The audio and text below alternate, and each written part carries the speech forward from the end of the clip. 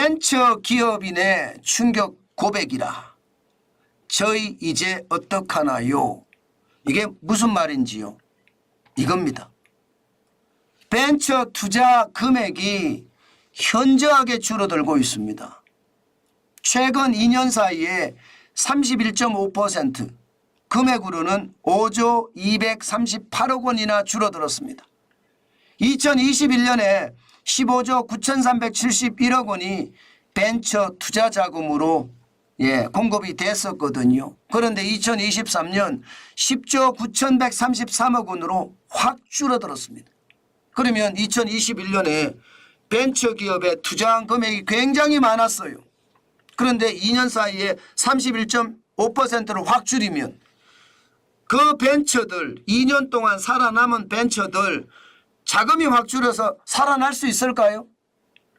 벤처라는 게 1년 만에 확 피어오르는 것도 아니고 뭐 적어도 3, 4년, 4, 5년은 고생해야지 그 성과물이 나오는 게 일반적이잖아요. 그러면 여러분 그 기업들은 말라 죽기 십상입니다.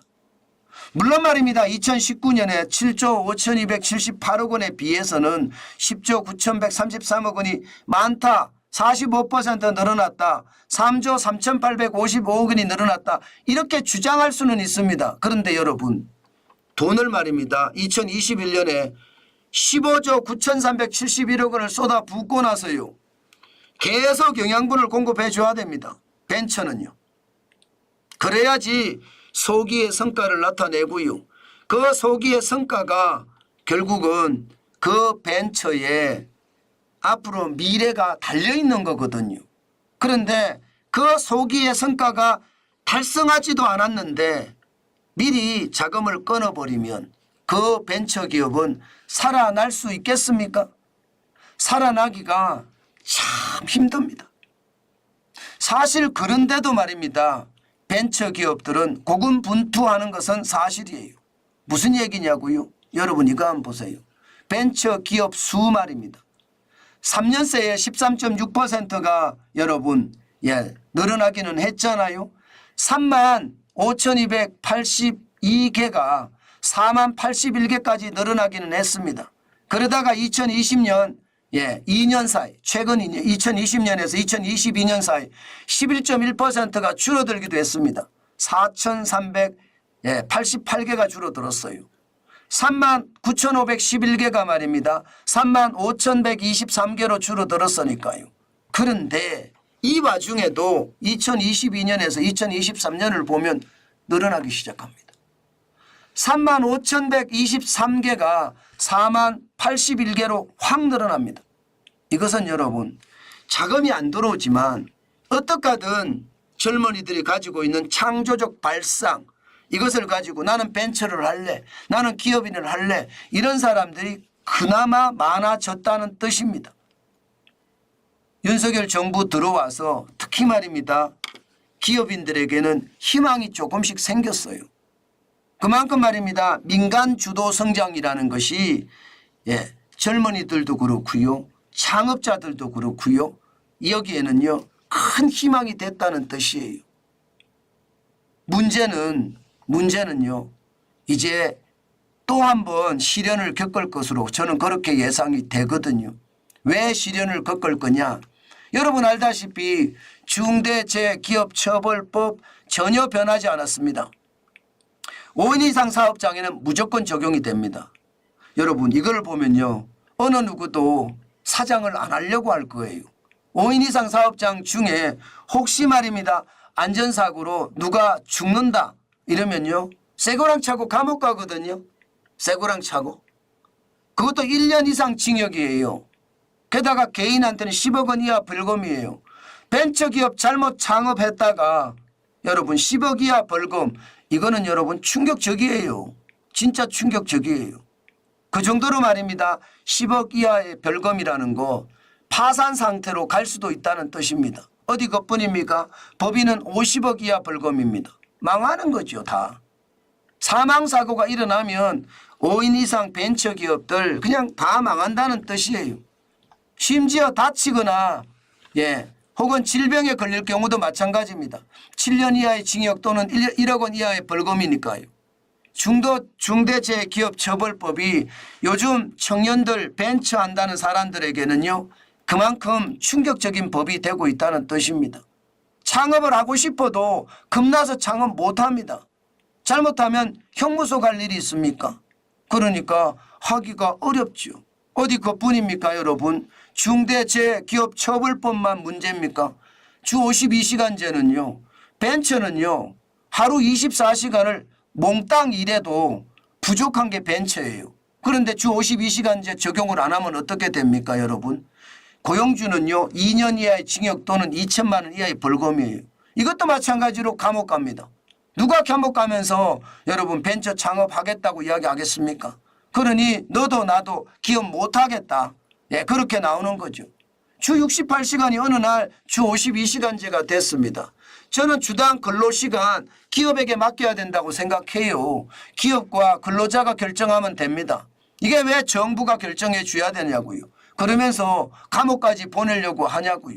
이러니 뭐 벤처가 이제 어떡하나요? 이 말이 사실이죠. 어디 그뿐입니까? 최저임금은 또 얼마나 오릅니까?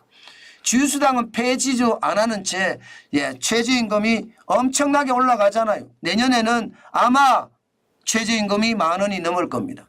저는 10,000원이 넘는 게 중요한 게 아니라 10,000원 받는데 무너지는 기업이 많아지면 많아질수록 우리 경제는 박살난다. 저는 그렇게 생각하거든요. 최저임금 문제도 저는 굉장히 심각하다고 생각합니다. 이게 여러분 세계 최고의 최저임금을 내는 게 대한민국이에요. 중위임금 대비 대한민국 최고로 높아요. 여러분 우리나라가 솔직히 까놓고 말입니다. 미국보다 잘 삽니까? 일본보다 잘 삽니까? 독일보다 잘 삽니까? 이탈리아보다 잘 삽니까? 아니잖아요. 그러면 최저임금을 좀 낮춰서 이게 부담을 줄여주는 것 저는 당연하다고 생각합니다. 그런데 최저임금이 세계 최고가 되면 이게 어떻게 여러분 우리 기업들이 살아날 수 있을까요? 게다가 말입니다. 더 최악은요. 기업을 키워놨더니 이게 상속증여세로 다 뜯어가네요. 상속증여세가 대한민국 최대 주주 할증 포함하면 60%예요. 아니 기업에서 다 키워놨는데 내 아들한테 물려주려고 했더니 60% 세금을 떼가면 그게 기업이 생존할 수 있겠습니까? 세계 최고의 세금입니다. 저는 제발 이렇게 무식하게 저는 징벌적 세금들 저는 없애야 된다고 생각합니다. 이런 징벌적 세금이 계속해서 이렇게 된다면요. 결국 대한민국의 미래는요. 저는 참혹해질 수밖에 없다고 봅니다. 제가 참혹하다는 표현을 쓰니까 어떤 분들은 야 진짜 무시무시한 말을 써네 이렇게 이야기하시는 분들도 있더라고요. 그런데 진짜 참혹해집니다. 진짜 참혹해져요. 저는 그거 반드시 말입니다. 저는 생각해야 된다고 봅니다. 지금 이대로 말입니다. 우리가 너무 쉽게 안이하게 상식적으로 생각을 해서요. 상식을 넘잖아요. 그러면 반드시 한번 생각을 해봐야 됩니다. 상식을 넘는다는 것은 여러분 결국 다른 한쪽에서는 그 상식을 넘는 것 때문에 죽어간다는 뜻이거든요. 저는 그런 일이 우리 기업 현장에서 비일비재하게 벌어지고 있다는 사실이 결국 말입니다. 나라를 무너뜨릴 수도 있는 최악의 어떤 상황이 되지 않겠느냐 저는 그렇게 봅니다.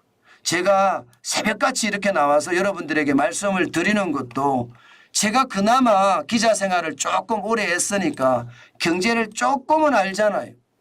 경제를 조금은 알아서 이게 경제를 우리 국민들이 많이 알았으면 좋겠다. 제가 그런 차원에서 여러분에게 이렇게 피를 토하듯 말씀을 드린다는 것 다시 한번 여러분께 강조합니다. 제발 대한민국이 대한민국다워야 됩니다. 지금 대한민국이 대한민국답지 않습니다. 비정상이 정상이 돼서요. 나라가 저는 완전히 흔들리고 있다. 저는 이렇게 생각합니다. 그것이 말입니다. 대한민국 미래에는 참혹하다는 표현 저는 틀리지 않는다고 봅니다.